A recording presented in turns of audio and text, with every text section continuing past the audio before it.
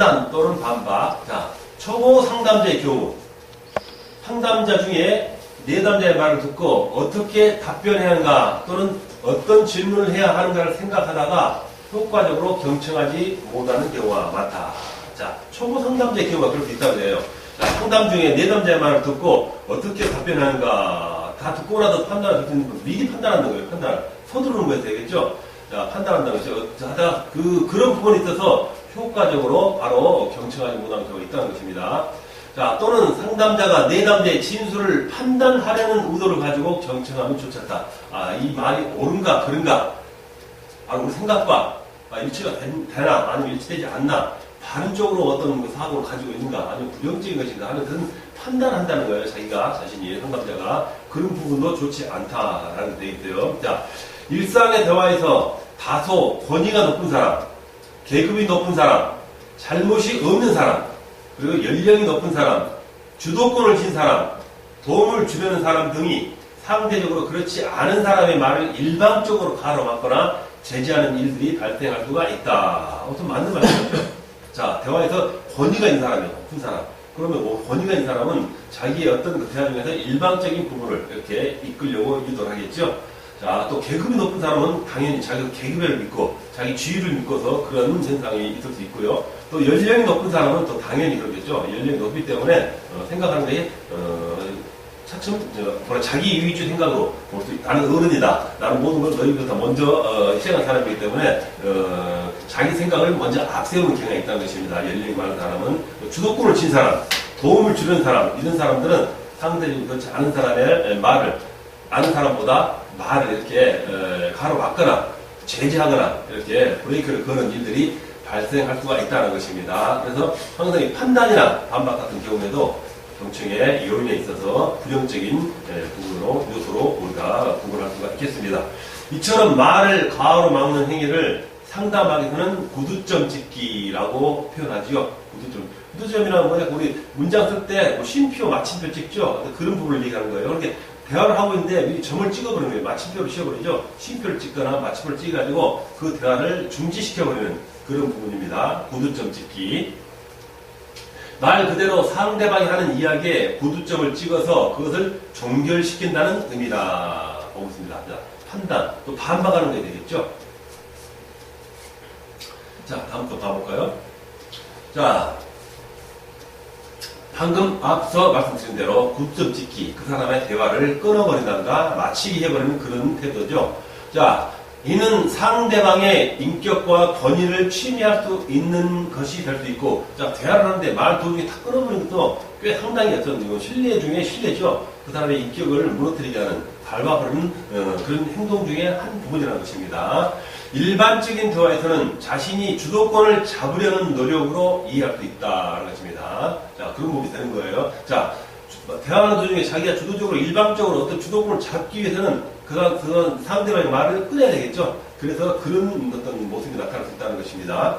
결국 상대방의 말을 경청하지 않겠다. 나는 네 말을 그만 듣겠다 하는 표시로서의 어떤 그 구두점 찍기를 나타낼 수 있다는 것이 되겠어요. 자, 상담에 있어서 상담자가 내담자를 판단, 반박하거나 무시하는 일이 발생하게 되는데 상담자가 된다는 거예요. 이런 현상은 상담 관계에 부정적인 영향을 초래한다. 지금 우리가 이 과목을 그 부분을 알아보고 있죠. 경청에 있어서 부정적인 요인 몇 가지 부분이기 때문에 반드시 상담 관계에 있어서는 이런 부정적인 영향을 우리가 먼저 제시할 수 있어야 되겠어요. 자, 복음주의 상담에서 경청은 내담자의 진술 가운데 어느 부분이 잘못되었는지, 어떤 부분의 처방을 필요로 하는지, 어떤 부분이 성경의 지침으로부터 이탈되어 수정을 필요로 하는지 상담자의 분석적 입장에서 경청하는 것이라고 할 수 있다는 것입니다. 즉, 복음주의 상담이죠. 어떤 신앙 상담에 있어서는 그 진술 부분에 있어서 어떤 부분이 잘못되고 또 어떤 부분을 필요로 하는지 하는 부분, 또 성경에서 가르침과는 어떤 차이가 있는가, 그리고 지침을 줄 때는 성경이 어떤 말씀으로 바로 유도해야 하는가 하는 부분이 됩니다. 그래서 그렇게 해서 잘못돼서 그 말씀 가운데 인도를 받기 위해서 그를 수정을 필요로 하게 한다 하는 게 되겠어요. 그래서 상담자의 분석적 입장에서 경청하는 것이라고 볼 수 있다는 것입니다. 자, 복음주의 상담에서는 판단, 반박 그런 거 있었지만은 바로 복음주의 상담에서는 그 사람 진술, 내담자의 진술을 먼저 풀어보고 성경적인 입장에서 우리가 결합시키고 또 그 시각의 안목으로 해석할 수 있어야 한다라는 것이 되겠어요. 약간 다른 해석이 되겠죠. 자, 그러므로 상담자의 판단적 태도는 자칫 잘못하면은 경청을 방해하는 요소가 될 수 있지만 기독교 상담에서는 불가피한 상담 가운데 하나라고 인식해야 한다는 것입니다. 자, 일반적인 상담에서 아까 판단이나 반박은 좋지 않은 것이라 했다지만은 바로 신앙적인 상담, 기독교 상담에서는 불가피하다는 것이 판단할 수 있어야 한다는 것입니다. 왜 그러냐면 우리는 그 사람의 영혼 구원이라든가 복음을 받아들이는 그 사람을 죽음의 삶으로 이끄는 예수님의 어떤 명령이기 때문에 그 부분에 있어서는 우리가 판단할 수 있어야 한다 하는 그런 부분도 우리가 해석해야 할 수 있겠어요. 그래서 불가피한 상담 가운데 하나라고 인식할 것이다. 자, 복음적인 상담을 얘기하는 거예요.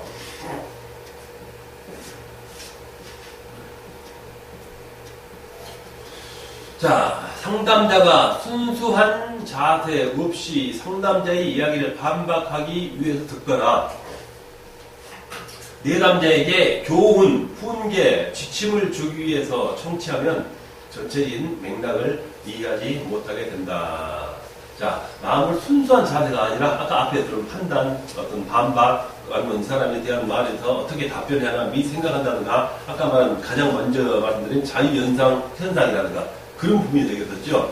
그러니까 그런 사람들은 그러한 부분에 있어서 내담자에게 훈계 지침을 주기 위해서 청취한다거나 이런 부분도 같이 어우러진다면은 전체적인 맥락을 내담자의 어떤 그 사람이 하고자 하는 말에 대한 그 부분을 맥락을 잡을 수 없다라는 것입니다. 자, 그래서 내담자의 말을 분석하려고 하는 것은 대부분의 상담자가 가지고 있는 성향이지만 그렇겠죠. 내담자가 올 때는 그 사람의 말을 분석하려는 부분이 대부분이라는 그 말씀이에요. 그래서 상담자가 가지고 있는 성향이지만은 내담자의 말 가운데 옳고 그런 것에 세세하게 판단하려는 자세를 가지고 듣게 되면 다른 경청을 할 수가 없게 된다는 말입니다. 판단에 대한 그 연장적인 부분인데, 자, 옳고 그런 것을 세세하게 그 즉시 판단하고 이렇게 결정을 하려 하는 자세, 그런 부분은 바로 올바른 경청으로 이루어질 수 없다라는 게 되겠어요. 판단보다는 좌우간 들어주고 이해하고 먼저 공감대를 형성하는 게 먼저라고 말씀드렸었죠. 그런 부분이 될 수 있겠습니다. 자, 이는 일반적으로 지시적 상담자의 태도, 지시할 수 있는 상담자죠. 들어주는 상담자가 아니라 경청하는 지시를 하기 위한 상담. 자, 그런 태도에서 나타나는 실수라고도 할 수 있으며 일부 목회 상담에서 나타나는 오류이기도 하다라는 것입니다.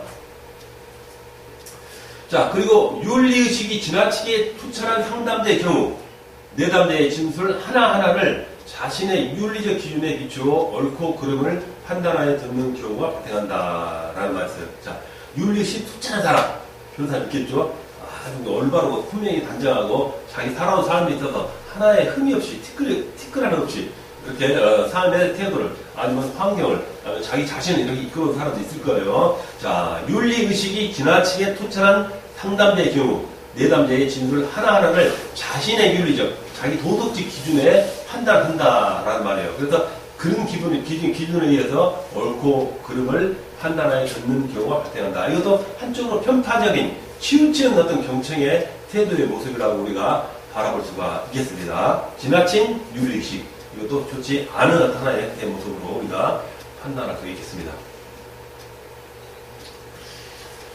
자, 물론 삶의 절대적인 기준인 성경에 비추어 내담자의 이야기 가운데 어떤 것이 원칙에 어긋났는지를 분석해야 하는 것은 기독교 상담의 필수적인 방법이기는 하지만 맞는 말씀이죠.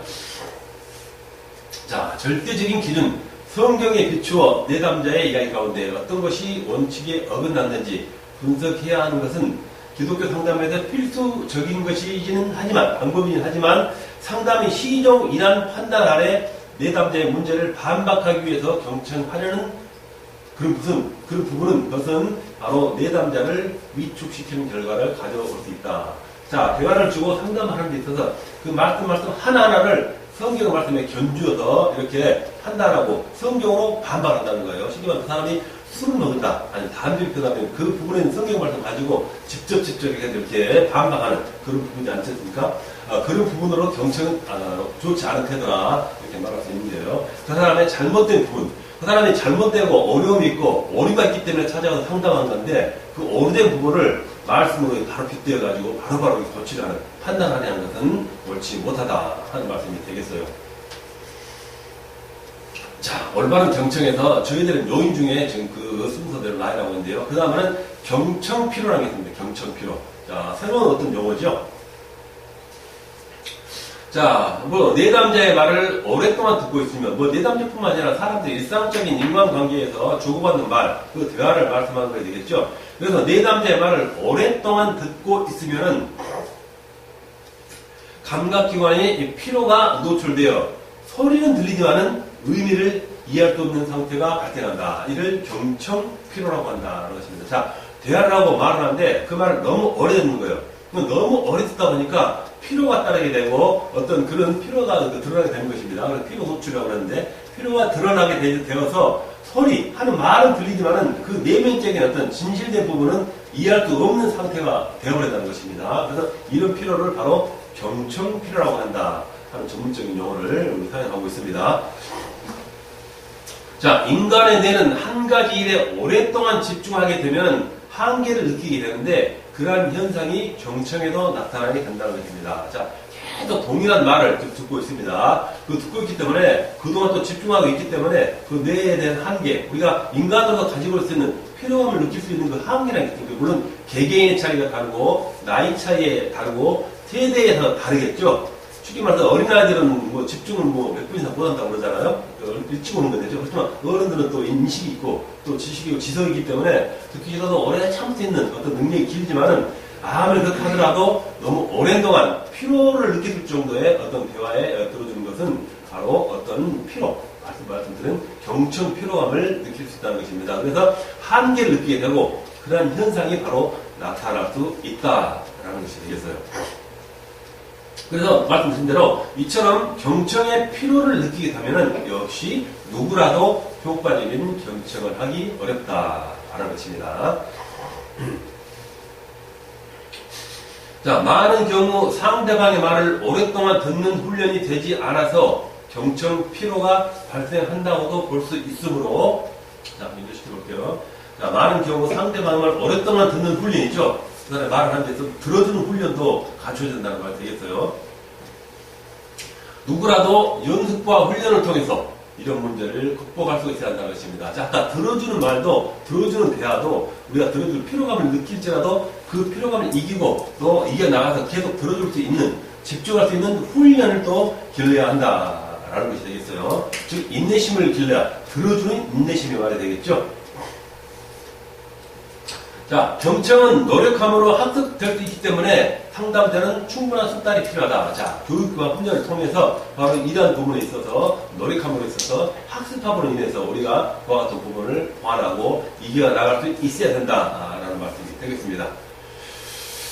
자, 상담에서 의사소통을 방해하는 요소들을 내담자가 가지고 있을 수도 있지만 상담자가 제공하는 경우도 있다. 자, 상담에 있어서 대화를 주고받는데 소통을 하는 데 있어서 이것을 방해한다는 것입니다. 그래서 그 요소를 내담자, 즉 찾아온 사람이 가지고 있지만 반대로 상담자가 그 반대될 수 있는 요소를 제공하는 경우도 있다라는 것입니다.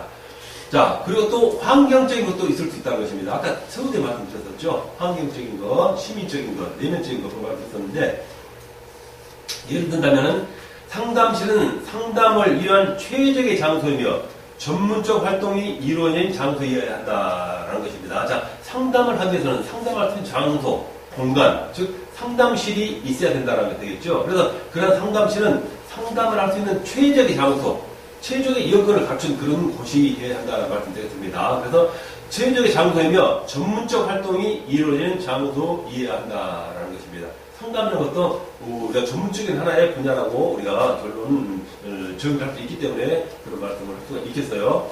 즉, 소란스럽고 주의를 산만하게 하는 것은 좋은 대화 장소가 될 수 없는 것은 물론 또 내담자를 돕는 전문 활동의 장으로서 좋은 상담실로서는 절대로 될 수가 없다라는 말이 되겠어요. 즉 소란하고 떠들고 환경적인 요인이 갖춰지지 않는 그런 상담실의 여건, 이런 것들을 말씀드리죠. 자, 이런 부분은 바로 좋지 않은 장소라 할 수 있겠어요.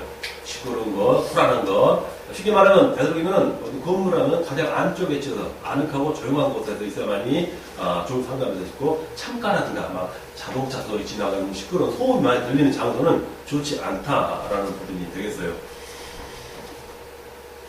자, 일반적으로 좋은 상담실을 수술실로 비유, 수술실. 자, 수술실로 비유되는데, 이는 소음이 바로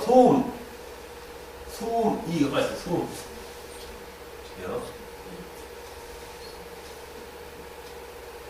소음이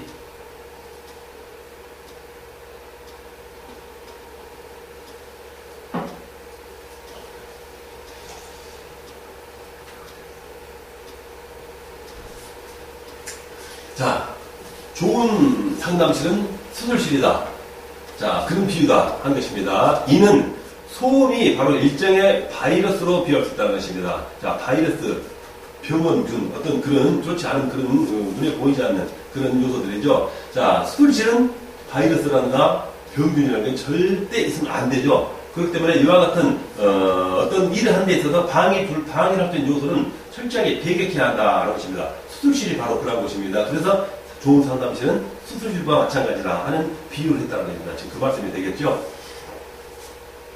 자, 그러므로 효과적인 경청을 위해서는 외부의 소음 잡음, 그리고 전화 소리, 이런 소리로부터 차단되어야 하며, 상담한 소리가 또 밖으로 새 나가지 않아야 한다는 것입니다. 물론 상담한 소리가 밖으로 새 나가다면 밖에서 있는 소리가 그만큼 들어올 수 있다는 얘기가 되겠죠. 그렇기 때문에 상담 소리가 밖으로 새 나가지 않아야 합니다. 그리고 상담이라는 것은 상담자와 내담자 둘만의 관계에서 이루어지는 대화이기 때문에 그 소리가 밖에 나가서 제3자가 듣는다든가 하면은 그것도 바로 올바른 경청으로 저해되는 요인으로 발생될 수 있는 조건이다 하는 말씀이 되겠어요. 그래서 소음, 잡음, 전화 소리, 그리고 또 상담 소리가 밖으로 새 나가지 않는 그런 아늑하고 이렇게 방음이 잘 된, 방음이라는 단어도 되겠습니다. 모르겠습니다만, 전문적인 방음이 아니라도 그러한 조건을 갖춰진 상담실이어야 한다라는 말씀이 되겠습니다. 자, 경청과 지침입니다. 자, 경청에 있어서 또 지침과 어떤 관계를 가지고 있는가 하는 부분을 한번 알아볼까요? 자, 기독교 상담의 특성은 내담자인 신자에게 조언과 공고가 있다는 것이지만, 무엇보다 먼저 내담자의 말을 충분히 경청하는 것이 우선이 돼야 한다. 자, 기독교 상담의 특성. 자, 분명히 신자가 오겠죠, 내담자가. 그렇기 때문에 조언과 공고가 있다는 것이지만은, 무엇보다 먼저, 자, 기독교 상담은 특히 가르침과 권유, 권면, 이런 것이 필수적으로 따른다는 그런 말씀이에요. 자, 그렇지만, 무엇보다도 그 먼저, 조언과 공고 먼저 이전에 내담자의 말을 충분히 경청하는 것이 우선돼야 한다라는 말씀이 되겠어요. 자, 문제에 빠진 사람이 상담을 요청했을 때 어떤 내담자라도 자기 문제를 진지하게 들어줄 경청자를, 상담자를 절실히 필요한다. 맞는 말씀이죠. 자기 어떤 문제를 가지고 왔는데 내 말을 들어줄 사람에게 자기 속내를 털어놓지, 그렇지 않은 사람에게는 자기 속내를 다 내려놓지 않을 거예요. 자, 데이빗 베너라는 사람은 상담에서 경청의 의미를 극대화시켰다고 볼 수가 있어요. 이 사람이 상담에서 경청의 의미를 극대화시켰다고 볼 수 있는데, 그는 적극적 경청은 전략적 상담이라고 부를 수 있는 현대 상담의 특징으로 봤으며, 공감적 경청이 치유를 가져온다고까지 주장한 바가 있다라는 것입니다. 그냥 듣는 게 아니라 적극적 경청입니다. 자기 있는 걸 힘을 다해서 들어주는 그런 경청. 전략적 상담입니다. 전략적 상담이라고 어떤 그런 단어를 또 용어로 써서 비유했어요. 자, 그런 현대적인 상담. 자, 현대 상담. 상담 기법도 현대적인 상담 기법이 있을 것이고, 아주 과거 옛날에, 우리 지금 현재가 덜 발달된 어떤 문화라든가 어떤 기준이 덜 낙후된 시절의 세월에, 그런 세상에 있을 때 상담도 있을 거예요. 그래서 그때의 상담과 지금 현대적인 상담은 분명히 판이하게 차이가 있을 수 있겠죠. 자, 그래서 요즘은 전략적 상담이라고 할 수 있는 바로 현대적인 상담의 특징, 현대 상담의 특징으로 보았으며, 공감적 경청이 치유를 가져온다고 주장한 바가 있다. 자, 공감적 경청. 상담자와 내담자가 서로 마음을 공감하고 주고받을 수 있는 그런 경청은 치유까지도, 즉 해결을 가져올 수 있는 바로 경청이 이제 상담이 된다라고 주장했다라는 것입니다. 자, 심지어 그는 영적인 문제에 초점을 둔 영적 경청이라는 생소한 개념의 신조를 사용하고 있다. 자, 상담도 이걸 발전하다 보니까 과거보다는 현대 새로운 상담 기법이 다양화되고, 우리 첫 시간에 말씀드렸죠. 과거에는 상담 기법이 한 10여 가지 정도 있었는데, 그거는 몇백 가지까지 발전해 나왔다고 했었죠. 그래서 결국 그 내용이만은 약간씩 변화해 왔다는 것입니다. 자, 현대 와서는 바로 이제 경청에도, 특히 우리 신앙인에 대해서는 영적 경청이라는 용어를 우리가 사용할 수 있어야 한다는 말이 되겠어요. 자, 영적 경청이라는 생소한 개념의 신조를 사용하고 있다라는 것입니다. 자, 그런 의미에서 목회자나 상담자의 기능은 경청자여야 하며 더 나아가서 영적 경청자여야 한다라고 주장했습니다. 자, 우리 경청 계속 듣는다 이런 거 반복하고 있죠. 첫 시간부터. 그래서 상담자나 특히 목회자는 경청을 잘해야 한다 하면서 성경 말씀도 찾아보면서 여러 가지로 비유를 했었어요. 자, 그렇지만 우리 상담자, 즉 목회자라든가 신앙 상담자는 반드시 더 나아가서 그냥 들어주는 좋은 경청을 뛰어넘는 영적인 경청까지도 할 수 있어야 한다는 것을 강조하고 있는 것입니다. 그러므로 경청은 훌륭한 목회와 상담의 기본적 태도이며 기본적 자질이라고 봐야 한다. 자, 그러니까 반드시 영적 경청은 기본적 경청과는 달리 또 새로운 어떤 그런 개념의 형태로서 우리가 만들어야 하고, 그러한 부분을 우리가 소유할 있어야만이 바로 올바른 기본적 태도가 되고 기본적 자질로 될 수 있어야 한다는 것입니다. 자, 미국의 AT&T사, 통신회사예요. 통신회사 큰 간부인데, 그 로버트 그린이라는 사람이 바로 지도자 역할에 대해서 이렇게 주장한 바가 있습니다. 그래서 많은 사람이 호응을 얻었던 그런 말인데요. 자, 지도자 역할이죠. 그런데 지도자 역할이라는 것은 상담자 역할 되겠어요. 우리가 비유할 때 목회자, 아니 인도자, 상담자, 지도자 이런 부분이 되겠죠. 그 역할이 구성원을 통제하고 관리하는, 즉 상담자, 아니면 내담자, 아니면 자기 어떤 신자라든가, 아니면 가족이라든가 자기가 어떤 가르침을 줄 수 있는, 지도함을 줄 수 있는 그런 위치에 쓴 그런 부분입니다. 구성원을 통제하고 관리하는 사람이 아니라, 그러니까 그런 관리하고 통제하는 사람이 아니라는 거예요. 쉽게 말하면 상담자가 아니면 목회자가 자기 신자 아니면 내담자를 이렇게 관리하고 이렇게 다루고 통제하는 것입니다. 그러는 게 아니라 그 이전에 다른 말씀을 하고 싶다는 거예요. 그들이 최고의 능력을 발휘하도록 도와주고 후원하는 사람이라고 주장했습니다. 자, 내담자 아니면 신자, 자기의 어떤 가르침을 주는 그런 사람들, 그런 사람들에게 그 사람이 가지고 있는 최고의 능력을 이끌어내주는 거죠. 그러니까 상담자가 내담자에게 대화를 하면서 경청을 하면서 그 사람 내면 모든 것을 드러낼 수 있는, 털어낼 수 있는, 아니면 그 사람의 자질을 개발할 수 있는, 아니면 목회자라면 자기가 기르는 양들의 신자, 그 양들을 그 내면을 일일이 어떤 좋은 어떤 긍정적인 부분으로 이끌어내서 도와주고 그 사람이 가지고 있는 개개인의 능력을 발휘하도록 도와주고 후원하는 사람이라고 주장했다는 것입니다. 관리, 통제 이전에 방금 말씀드린 이 부분이 먼저 갖추어진다 하는 말을 했다는 것입니다. 그리하여 그는 섬김의 지도력이라는 개념을 사용했다. 자, 지도라는 것은 가르치고 통제하고 관리죠. 그렇지만 섬긴다는 말을 붙여가지고 섬기는 지도로, 섬기면서 지도한다는 것입니다. 그래서 섬김의 지도력이라는 개념을 사용했다는 것입니다. 그래서 이 지도력에서 중요한 첫 번째 원칙은 바로 경청이고, 참된 경청은 인간관계를 긍정적으로 변화시킬 수 있다고 주장한 바 있다는 것입니다. 자, 그런 섬김의 지도력을 한다면 상하 간의 위화감은 사라지고 서로 서로를 존경해주는, 또 사랑하고 도와주는 그런 관계, 인적 관계가 유지되기 때문에 훨씬 더 긍정적인 어떤 조직이라든가 어떤 환경과 여건이 바로 만들어짐으로써 변화해 나갈 수 있다는 말이 되겠어요. 그래서 이게 바로 경청, 참된 경청은 인간관계를 긍정적으로 변화시킨다라고 주장했습니다. 자, 경청은 어떤 기법보다도 중요하지만 자살, 살인, 가출, 상해, 정신질환, 가정파괴 등 극단적인 상황. 자, 어떻게 보면은 그 상담에 대한 부분에 있어서 다수의 부분을 차지하고 있는 부분입니다. 바로 이러한 문제 때문에 상담, 내담자가 찾아올 수 있는 부분이 그만큼 프론테이지가 많다는 거예요. 자살, 살인, 가출, 상해 이런 부분입니다. 중요한 문제가 되겠죠. 극단적인 상황.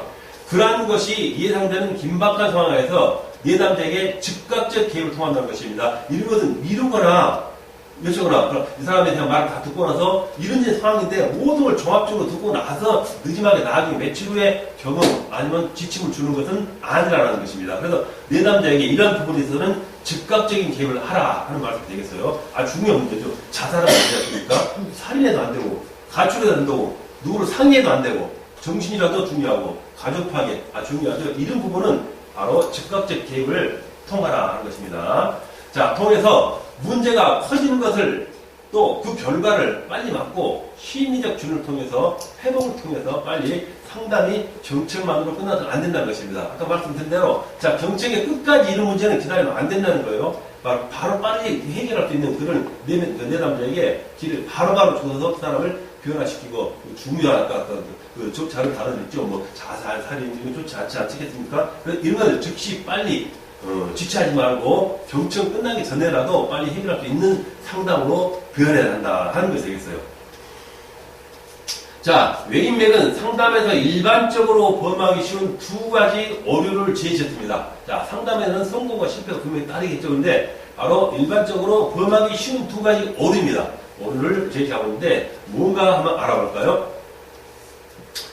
하나는 상담을 내담자에게 교훈하는 것으로 일관하는 것과 또 하나는 내담자에게 거의 교훈하지 않는 것이라는 것입니다. 좀 극단적인 두 가지 방법이죠. 너무 교훈을 하는 거예요. 너무 가르치고 너무 하나들까지 가르치고 일관성이 없게 일관성으로 다만 그 모든 하나를 교훈과 지침으로만 이렇게 완전히 상담을 이해한다는 것입니다. 이러한 것과 또 반대로 너무 또 듣고 나서 아무 어떤 지침을 주지 않고 그냥 들어만 주고 같이 공감만 해준 부분도 아니라는 것이 되겠죠. 어떤 길은 분명히 제시해 줘야 한다라는 그런 부분이 되겠어요. 자, 아담스는 내담자에게 지침을 제공하는 것을 기독교 상담의 특성으로 이해하기도 했다. 자, 우리는 신앙 상담에 있어서 기독교적인 복음 상담에 있어서는 지침은 반드시 따라야 한다는 것입니다. 어떤 길을 줘야 되기 때문에 그 가장 지침은 분명히 성경적인 것이 되겠지만 말입니다. 자, 그래서 기독교 상담의 특성을 이해하기도 했다는 것입니다. 일반적으로 기독교 상담을 비롯하여 많은 상담자들은 듣는 것으로 상담을 다했다고 생각하지 않는다는 것입니다. 그렇겠죠. 기독교는 특히 아까 말씀드렸지만 반드시 권고가 또 권면이 이렇게 따라야 하기 때문에 반드시 일반적 상담은 그냥 듣기만 해라 하는 부분이 있었지만 기독교 보면은 그렇지 않다는 부분도 있다는 것을 우리가 먼저 말씀드렸었어요. 자, 일반적으로 기독교 상담을 비롯하여 많은 상담자는 듣는 것으로 상담을 다했다고 생각하지 않는다는 거예요. 그래서 듣는 것을 상담으로 이해하기 시작한 로저스라는 사람은 바로 비지시적 이 말씀입니다. 비지시적 상담 이론을 기초해가지고 내담자의 말을 잘 경청하면 그것으로 문제가 해결된다고 믿게 된 것이다. 어떤 반의법적인 어떤 그 주장을 했던 그런 사람을 볼 수 있겠어요. 하지만 경청은 훌륭한 상담 태도는 될 수 있으나 문제를 해결하는 것과는 분명히 구별돼야 한다 말이죠. 자, 듣는 것, 이 사람은 경청하는 것으로 모든 문제가 해결된다고 믿은 거예요. 그러니까 극단적인 경우로 말씀드리는 것이 되겠죠. 그렇지만 훌륭한 상담 태도는 분명히 됩니다. 경청도 중요하기 때문에. 그렇지만 어떤 지침을 줘야 되는데 그 문제를 해결하는 데 있어서 듣고만 하고 듣는 것으로 경청을 하는 것으로만 끝나서는 안 된다 하는 부분을 말하고 있는 것입니다. 그래서 분명히 그것과는 구별이 되어야 한다라고 말씀합니다.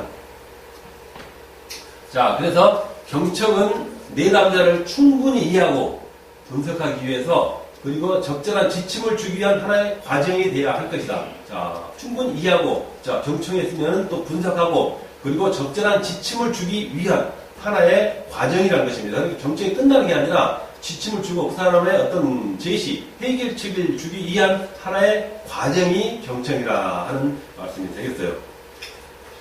자, 복음주의 상담에서 상담자는 내담자의 문제를 발견하여 성경적 시각에서 잘못된 사고와 행동 수정을 위한 효과적인 지침을 줘야 한다고 믿는다 말입니다.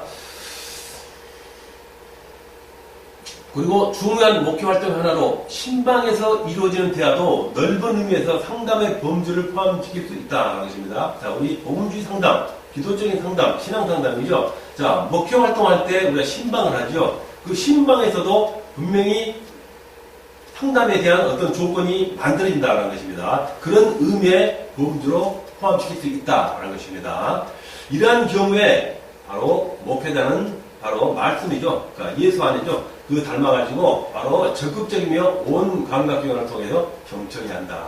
물론 전문적인 상담실에 이루어지는 상담 마찬가지지만은 자, 우리 복음 기독적인 상담에 있어서는 신방에서도 바로 그와 같은 현상이 일어난다. 즉 목회자가 자기 어떤 신자 집을 갔는데 그 사람의 말을 잘 들어주고 아, 우리 목사님이 나를 내 말씀을 잘 듣고 있구나. 나에게 관심을 가지고 있구나. 아니면 목사님을 믿고 잘 따르도록 하는 어떤 그런 요건이 있겠지 않겠습니까? 그런 부분을 말씀하는 거예요. 그렇기 때문에 가서 신자 집에 가서 신방 갔을 때도 바로 말을 하나부터 열까지 다 들어주고 호응해주고 또 그 결론을 내려주는 그런 부분이 있어야 한다라는 말 되겠어요.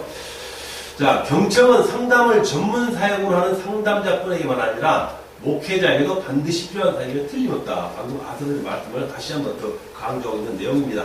전문 사역으로 하는 상담자뿐만이 아니라 우리의 목회자, 복음 상담하는 그런 상담자에게도 반드시 필요한 사역임에 틀림이 없다는 것입니다. 자, 클라인베는 신방 중의 경청은 치유를 초래하고 신자들이 그들의 목사가 인도자가 정서적으로 도움이 된다고 느끼게 만드는 작업이라고 강조했다. 맞는 말씀이죠. 우리가 신방 중에는 경청, 신방에서 목사님이 찾아오고 인도자가 찾아왔는데 그분에게 대해서 받을 수 있는 어떤 심리적 안정감이라든가 그 사람에 대한 신뢰라든가 아니면 그 사람을 따를 수 있는 어떤 그런 존경심이 일어날 수 있게 돼야되겠죠. 이건 바로 올바른 경청에 이어진 상담이어야만이 그런 결과를 가져올 수 있다라는 말씀입니다. 그렇게 강조를 했다라는 것이 되겠습니다. 자, 시간이 차가면 자, 대부분의 목회자들은 설교와 같이 일방적이고 선포적인 목회 활동에 익숙해야 맞는 말이죠. 목회자는 것은 주로 일방적인 대화를 할 수밖에 없는 부분이 있을 수가 있어요. 왜냐하면 설교 내용을 주로 다루는 것이 본업이기 때문에, 사명이기 때문에 말씀을 주로 설교를 하는 것은 주로 대화가 아니죠. 일방적인 말씀 전달하는 것이기 때문에 일방적이고 선포적인 목회 활동에 익숙하여 신자 또는 내담자의 이야기를 인내로서 잘 경청하는 능력이 떨어진다는 것입니다. 일부러 그렇게 하는 건 아니지만은, 인격이 나빠서는 아니지만은 이렇게 선포적인 어떤 설교하는 그 습성과 그 타성이 몸에 배어 있는 그런 현상이기 때문에 상대방 말을 들어주는 것에는 조금 약할 수도 있다라는 그런 말이 있어요. 그러니까 차츰 바로 그 경청하지 않고 상대방의 문제 드러나면은 바로바로 지침을 주고 공고하는 것입니다. 그래서 아까 말씀드렸듯이 경청 끝까지 듣고 나서 어떤 지침을 줘야 되는데 바로 일방적인 어떤 그런 대화에 익숙해진 사람들은 바로 상대방의 대화 도중, 아니 상담 도중에 나온 문제점을 바로바로 지켜준다는 것입니다. 그런 것은 조금 아니라는 것입니다. 곧바로 지침을 주는 뉴욕을 쉽게 받는다는 것입니다. 어떤 말이 잘못 나오면은 바로바로 아니야 이렇게 지침을 주는 그 습관이죠. 어떻게 보면은 그런 뉴욕을 받는다라는 것이 되겠습니다. 많은 목회자들은 신자들의 이야기를 경청하기보다는 기도로서 내담자의 말을 중단시키거나 성경을 읽는 것으로 상담을 대체하려고 하거나 설교와 구별되지 않은 조언 및 지침을 제공해 주는 것으로 문제를 해결하려는 경향이 있음을 볼 수 있다. 자, 대다수 많은 목회자들이 그런다면 신자의 이야기를 아까 상담하는 것에 대해서 기본적인 상담의 틀을 지키지 않고 벗어나는 거예요. 그래서 경청을 우선시하지 않는다는 것입니다. 그냥 그 상담 도중에 어떤 문제가 나오면은 말을 중단시켜가지고 바로 성경 말씀을 갖다 드린다든가 어떤 그 성경 말씀으로 상담으로 대처를 한다든가 자기 답을 주는 게 아니라 성경 읽으라, 성경에 너무 길을 찾으라 한다고 있죠. 그래서 아까 뭐랄까요, 고기를 잡아서 주는 게 아니라 고기를 잡는 방법을 알려주는 것 두 가지 다르다고 그러죠. 어떤 그런 모습이 비유가 될 수 있겠어요. 자, 그래서 성경을 읽는 것으로 상담을 대처하려 하거나 설교와 구별되지 않은 좋은 지침을 제공해 주는 것으로 문제를 해결하려는 경향이 있다라는 게 됐어요. 자, 평신도들은 보편적으로 설교는 강단에서 신자들에게 공적으로 전달되는 메시지며 상담은 상담실에서 신자들에게 개인적으로 전달되는 메시지일 뿐 설교와 상담의 차이를 구별하지 못한다는 것도 알아야 한다는 것이죠. 그러니까 이 말씀에 있어서 설교인지 아니면 상담인지 그런 부분을 신자가 구별을 못할 때 헷갈릴 수 있다는 것입니다. 그러다 보면은 내담자가 자기 마음을 언제 어느 때 어떤 방법으로 내어놔야 할지 판단이 흐려질 수 있다는 겁니다. 그렇다면 또 결국은 실패하는 상담일 수 있겠죠. 자, 그런 부분을 말씀하고 있습니다. 지금. 자, 지금 이제 다 맺는 걸로 나왔죠. 지금 우리가 경청에 관한 기법, 경청 기법 여기까지 다뤄왔는데요. 자, 이제까지 배운, 셋째 시간이죠. 자, 셋째 시간을 배운 것을 총체적으로 종합해가지고 다시 한번 다뤄보는 그런 내용이 되겠습니다. 자, 한번 읽어보면은 우리가 전제 시간에 했던 그 내용이 다시 한번 우리에게 드러날 거예요. 자, 상담자가 내담자의 이야기를 잘 경청하는가, 그렇지 않은가에 따라 상담 성패에 영향을 줄 수가 있다.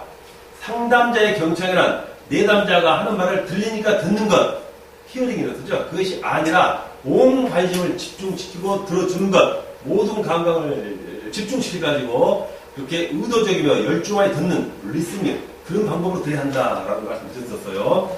그래서 경청이라는 단어가 성경에서 언급되진 않았지만은 경청과 같은 뜻을 가진 그런 단어는 존재한다라는 것을, 같은 개념을 가진 말이 있다라는 것을 우리가 충분히 살펴보았습니다. 그 말씀 우리가 충종이라는 단어를 우리가 드러내면서 성경 말씀 중에서 우리가 비교해 보았었죠.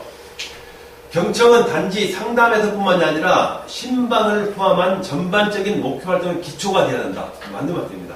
하나님께서는 신자들의 기도에 귀를 기울여 들으신 것처럼 목회자들은 바로 신자들의 말을 경청해야 한다는 것이 목회의 기본적 태도이다. 상담자는 내담자가 하는 말을 통해서 그의 심리 상태뿐만이 아니라 그리고 삶과 그 가지고 있는 문제를 또 분석하고 해석하고 이해하고 진단할 수 있어야 한다 하는 말이 되겠어요.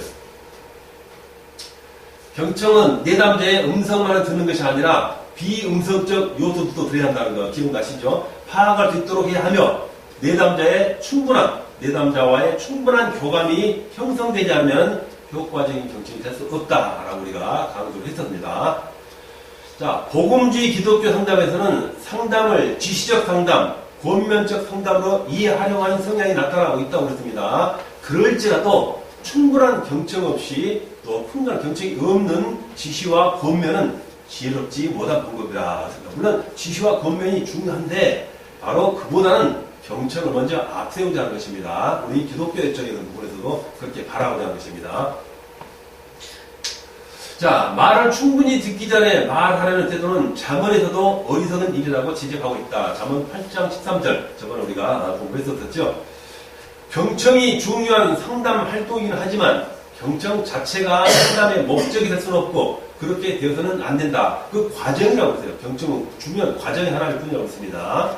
이는 삶을 변화시키는 효과적인 상담의 기초이며 시작일 뿐 모든 것은 아니라는 것입니다. 그래서 경청은 상담 관계를 촉진시키고 내담자를 이해하는 바로 또 이해하는 상담 활동 가운데 하나의 과정이다. 많은 상담 기법인데 가장 먼저 내세운 경청 기법, 그만큼 중요하고 가장 먼저 필요한 조건의 어떤 그런 부분이기 때문에 아마 우리가 1번으로 내세운 것 같습니다. 하나의 과정이다.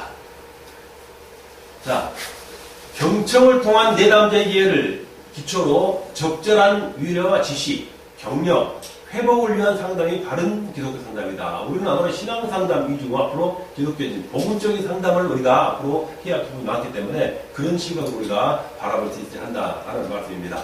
결국 경청은 훌륭한 상담의 결과를 얻기 위해서 하나의 기법이며 과정이다. 경청 기법. 상담학 중에서 가장 일장인 게 이게 경청의 과정이다. 그만큼 중요하다는 것이 되겠어요. 더 나아가 복음주의 상담에서는 내담자에게 성경적이고 복음적인 지침과 사고 및 행동을 위한 지침 제공을 하기 위해서 기본적으로 내담자의 이해를 잘 경청하는 것이 중요하다라는 것입니다. 그래서 경청은 성경적 상담을 실천하는 복음주의 상담의 기법이며 예수 그리스도의 상담을 내면화시키는 것으로 우리는 나가야 할 것이다 하는 말씀을 드리겠습니다. 자, 이렇게 우리 경청 기법에 대해서 1장을 마쳤는데요. 경청이라는 부분에서 여러분 이제 자주 이해하지 않으려고 했어도 아마 여러분은 선택적 경청을 했을지 몰라요. 제 강의에 대해서. 그렇죠? 그래도 뭐냐면 하도 여러 번 자주 했기 때문에 경청에 대한 어떤 부분은 아마 잘 잡혔을 거라고 저는 믿습니다. 그렇기 때문에 이 경청이 그만큼 중요한 것을 우리 강조해야 돼요. 경청은 상담자와 내담자, 아니면 목회자와 신자 이렇게 하게 되겠죠. 뭐 가족관이 있을 수도 있겠고, 그리고 이 과정에 있어서 상담에 있어서 가장 중요한 경청이 먼저 반드시 이루어져야 한다 하는 그 부분을 강조하고 있는 것 같습니다. 그렇지만 그것은 하나의 과정이지 경청으로 모든 게 끝나는 건 아니라는 것입니다. 그 다음 문제에 대해서 반드시 본면과 지침을 줄 수 있는 것이 또한 복음적 바로 상담이다 하는 것을 우리가 결론을 낼 수가 있겠습니다. 자, 이렇게 제1장 경청기법을 여러분과 무사히 공부를 잘 마쳤습니다. 나머지 또 오늘 했던 부분을 우리가 복습을 한번 해보겠습니다. 여러분 가지고 있나요? 어디로? 네. 저기 뒤에 있는 거.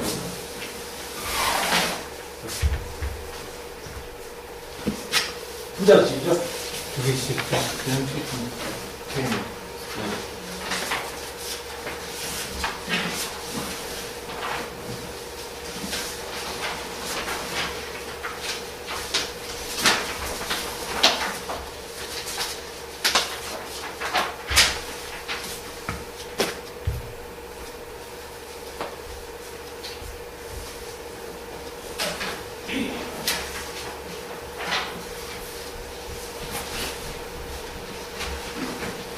실험이라는 개념보다는 복습이라는 개념으로 키우는 거기 때문에 답을 한번 이렇게 연상을 해보겠습니다. 자, 1번 더 보시죠. 1번 상담자가 내담자의 얘기를 충분히 경청하도록 만들거나 그렇지 못하는 변현을 아까 몇 가지 있다고 했죠? 크게?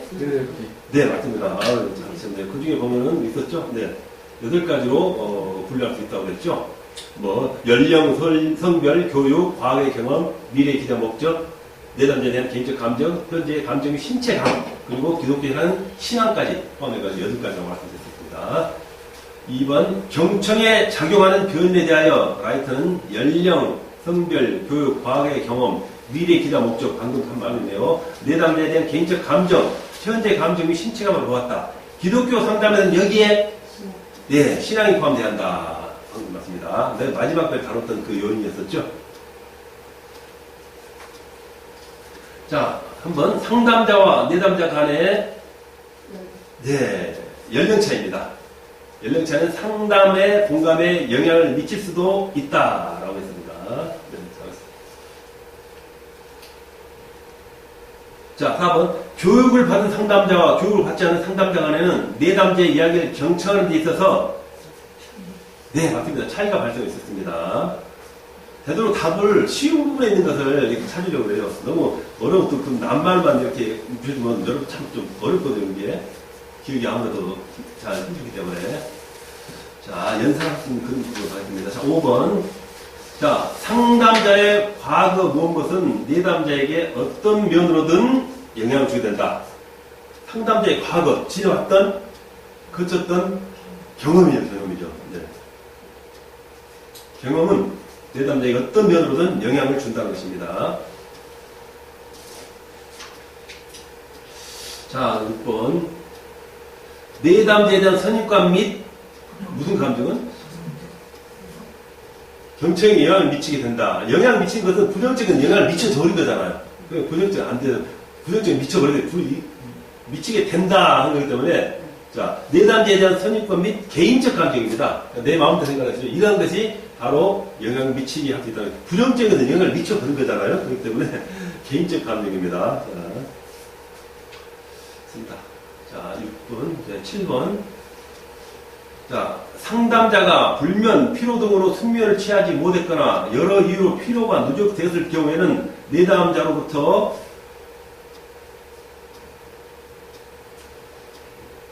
부정적이죠? 부정적 견해입니다. 네. 앞서 말씀을 다 드렸었죠? 부정적 견해를 든 것처럼 느껴져 효과적인 경영을 할 수 없게 된다. D 말과 맞춰보면 그 말씀이 맞는 말씀 되어 있어요. 자, 밝고 명랑한 성격의 상담자는 내담자로부터 반대로 긍정적 진술을 많이 받아들이게 된다.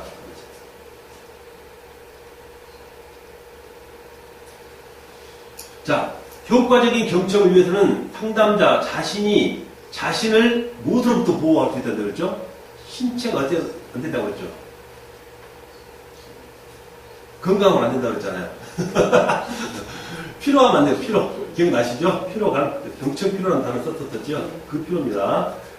효과적인 경청을 위해서는 상담자 자신이 자신을 피로로부터 보호할 수 있어야 돼요. 자기가 강건해야, 이렇게 밝아야 올바른 상담을 감당할 수 있다는 것입니다. 10번. 자, 신앙이 없는 상담자는 신앙이 있는 내담자의 문제를 경청할 때 신앙의 시각에서 보는 것에 대해서 성공할 수가 있다. 실패. 여러분이 이제 답을 준 거예요. 힌트를 준 거예요. 자, 신앙이 없는 사람이 신앙 있는 내담자를 답을 이끌을 수가 없죠. 실패할 수 있죠. 신앙이 있어야 되죠, 당연히. 특히 우리는 이렇게 고급적인 당연히 실패입니다, 답이. 자, 11번. 기독교 상담자는 내담자의 문제를 경청할 때 누구의 마음을 가지고 경청하죠? 누구요? 누구? 예수님. 네, 그리스도. 예수님 맞습니다. 우리 배울 때는, 저 화면을 우리가 쓸 때는 문서하고, 우리 글씨상으로는 그리스도라고 맞습니다. 교재상으로는. 말씀에 예수님도 그걸 유도합니다. 교재는 그리스도로 하기 때문에 그리스도라고 쓰시기 바라겠어요.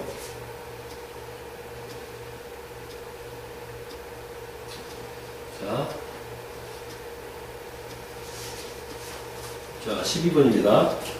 국회는 경청을 무슨 은사라고 했었죠? 성령의 은사. 네, 성령의 은사라고 했습니다. 13번. 기독교 상담자는 경청 훈련을 키워야 할 능력으로 인식하며 동시에 이 은사를 얻기 위해 뭐 해야죠? 은사는 무엇과 연결상통이 있죠? 기도입니다, 기도. 자, 그렇죠. 이런 성령의 은사, 경청. 이와 같은 문제는 능력으로 인식하며 동시에 은사를 얻게 되고 기도를 많이 한다는 것입니다. 기도. 자, 14번. 경청을 방해하는 요소는 크게 두 가지로 먼저 상담자의 내면적인 요소와 환경적인 요소가 있다고 할 때 좋습니다. 잘 맞췄습니다.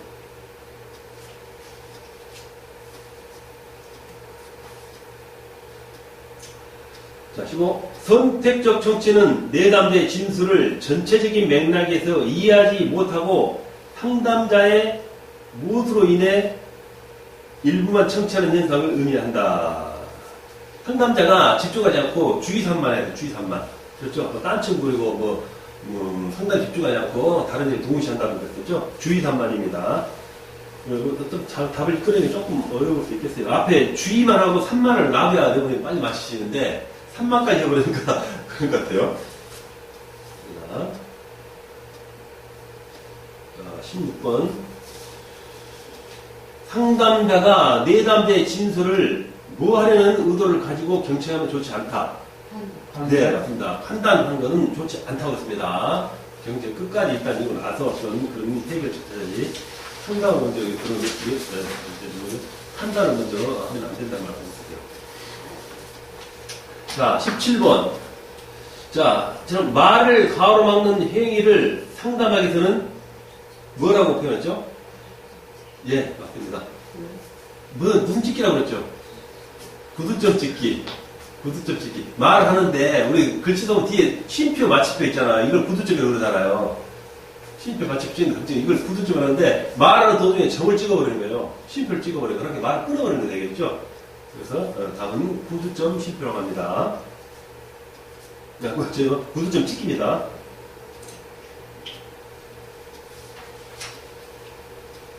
자, 18번. 자, 무슨 의식이 지나치게 투철한 상담자의 경우에는 내담자의 진술 하나하나를 자신의 무슨 기준에 비추어 옳고 그름을 판단해 듣는 경우가 흔히 발생한다. 윤리적, 맞습니다. 윤리식 지나치게 투철한 사람은 특별한 자기 어떤 윤리관이, 자기의 윤리관이 기준이 되어버리죠.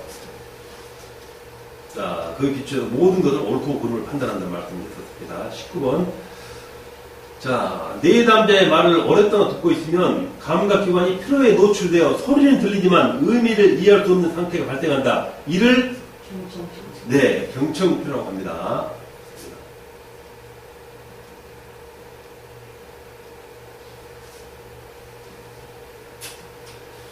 자, 20번. 인간의 무엇은 한 가지 일에 오래 집중하게 되면 한계를 느끼게 되는데 그러한 현상이 경청에서 나타난다. 무엇이 안 느끼죠? 네, 맞습니다. 그러니까 뇌입니다. 인간에는 한 가지 일에 오랫동안 집중하면 한계를 느끼죠. 실증이 나오고 사투리는 니난다고 그러죠. 니난다고. 그러고 있습니다. 다음 21번. 상담에서 의사소통을 방해하는 요소를 내담자가 가지고 있을 수도 있지만 누가 제공한 경우도 있죠? 자, 내담자가 가지고 있을지만 상담자. 그렇죠. 앞에가 내담자 나왔잖아. 또 내담자가 안 되겠죠? 상담자입니다. 내담자가 물론 요인도 있지만 상담자가 그 경청 요인을 방해할 수 있다는 것입니다. 10번. 자, 일반적으로 좋은 상담실은 수술실로 비유된다고 했어요. 수술실. 이는 소음을 일종의 무엇을 받기 때문에 비유했었죠? 바이러스. 네, 맞습니다. 병균 같은 그런 바이러스로 바라봤기 때문에 상담실은 수술실로 비유할 수 있다고 했습니다. 23번. 기독교 상담의 특성은 내담자인 신자에게 조언과 권고가 있다는 것이지만 무엇보다도 먼저 내담자의 말을 충분히 경청입니다. 경청. 또 하는 말이죠. 네, 너무 쉬워서 여러분들 소독을 느꼈어요. 경청하는 것이 우선되다. 이렇게, 자, 공고 조언보다는 경청이, 특히 우리 복음상담, 신앙상담은 공고, 이렇게 어떤 보다도 이게 판단이 앞설 수 있는데, 그 부분보다는 경청이 그래도 앞서야 한다는 그런 강조가 있는 것입니다. 자, 24번. 자, 복음주의 상담에서 상담자는 내담자의 문제를 발견하여 무슨 시각에서? 성경적? 맞습니다. 성경적 시각에서 잘못된 사고와 행동 순정을 위한 효과적인 지침을 줘야 한다고 우리는 믿어야겠죠.